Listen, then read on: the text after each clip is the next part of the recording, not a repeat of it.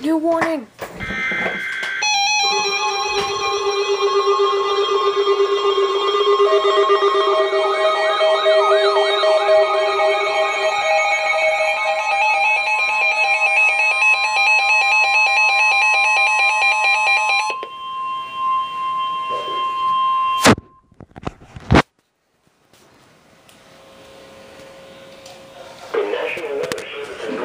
Has issued a severe thunderstorm warning for southeastern Carter County in southern Oklahoma, extreme southeastern Jefferson County in southern Oklahoma, Love County in southern Oklahoma, extreme west central Marshall County in southeast Oklahoma, until 4:30 p.m.